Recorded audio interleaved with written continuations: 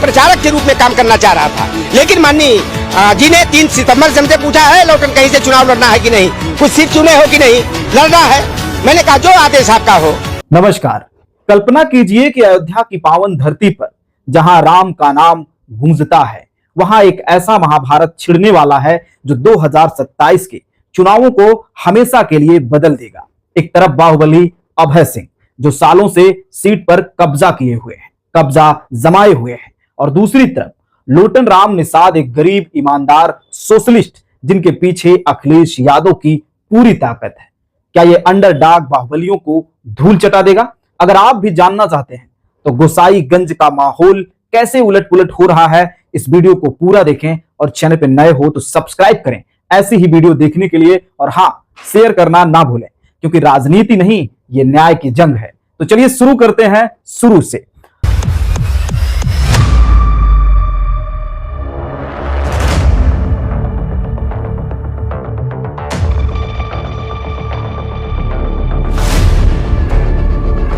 आज हम बात करने वाले हैं अयोध्या जिले की गोसाईगंज विधानसभा सीट की, एक ऐसी सीट जो राम नगरी के दिल में बसी है। लेकिन यहां राजनीति उतनी ही शांत नहीं जितनी की लगती है। गोसाईगंज फैजाबाद अब अयोध्या का हिस्सा है। कुल 3 लाख से ज्यादा वोटर्स वाली ये सीट हमेशा से जातिगत समीकरणों और बाहुबलियों के दबदबे की वजह से चर्चा में रहती है। पहले थोड़ा इतिहास देखते हैं। 2017 के विधानसभा चुनाव में समाजवादी पार्टी के अभय सिंह ने यहां से जीत हासिल किया। उन्होंने 77,966 वोट हासिल किए, जिसमें 34.3% वोट शेयर हुआ और सीट पर कब्जा किए। फिर 2022 में अभय सिंह समाजवादी पार्टी से टिकट पाते हैं और बीजेपी के आरती तिवारी को महज 13,079 वोटों के अंतर से हरा देते हैं। वोट शेयर 45%, मतलब अभय सिंह यहां पर पकड़ मजबूत बनाए रखे, खासकर राजपूत और पिछड़ी जातियों में। लेकिन दोस्तों 2025 आते आते सब कुछ बदल जाता है। 23 जून 2025 को समाजवादी पार्टी ने अभय सिंह को पार्टी से बर्खास्त कर दिया। वजह राज्यसभा चुनाव में क्रॉस वोटिंग और पार्टी विरोधी गतिविधियों के कारण। याद रहे, फरवरी 2024 के आरएस पोल्स में सपा के कई विधायकों ने बीजेपी को सपोर्ट किया था और अभय सिंह उनमें से एक थे। एसपी चीफ अखिलेश यादव ने इसे विचारधारा का भटकाव बताया और अभय सिंह निर्दलीय या फिर किसी पार्टी से लड़ सकते हैं। लेकिन उनका बाहुबली इमेज जो कभी समाजवादी पार्टी की ताकत थी, अब वो कमजोरी बन गया है।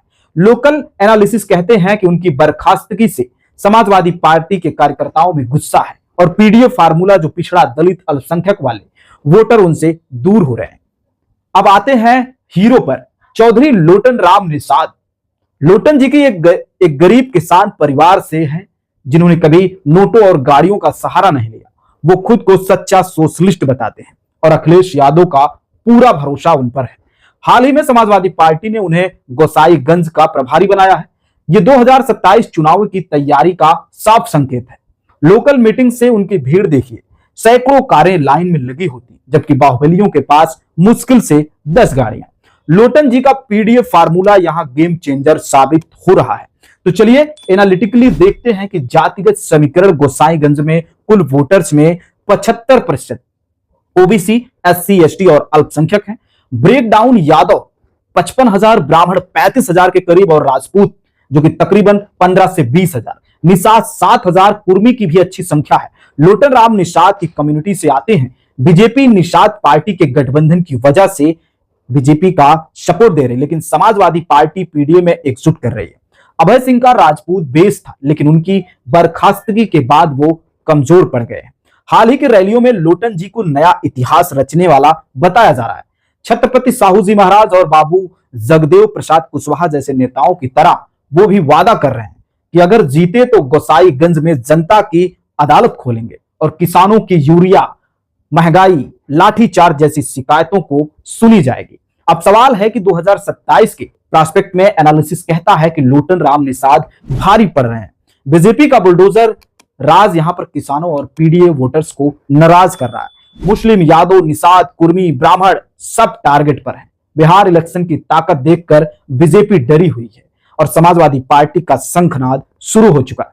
अगर लोटन जी को समाजवादी पार्टी टिकट दे तो वोट शेयर 50% पार कर सकता है, लेकिन चैलेंज है अभय सिंह का इंडिपेंडेंट फाइट या फिर बीजेपी का नया कैंडिडेट फिर भी माहौल लोटन जी के हक में है। लोकल वीडियो और फोटोज में लोग कह रहे हैं कि अभय सिंह की जमानत जब्त हो जाएगी। दोस्तों, ये जंग सिर्फ सीट की नहीं बल्कि सोशल जस्टिस की है। अयोध्या में राम का साथ निषाद राज गुहा को मिला था, वैसे ही 2027 में पीडीए का साथ लोटन राम निषाद को मिलेगा। क्या लगता है? अपनी राय कमेंट्स में जरूर बताएं। लोटन जी जीतेंगे या बाहुबली वापस करेंगे? अगर ये एनालिसिस आपको पसंद आए तो लाइक करें, चैनल को सब्सक्राइब करें और बेल आइकन दबाना ना भूलें। और हाँ, सच्ची और निष्पक्ष खबरों के लिए आर्थिक सहयोग जरूर करें। दिए हुए नंबर पर 1 ही रुपए से, लेकिन शुरुआत जरूर करें। नमस्कार।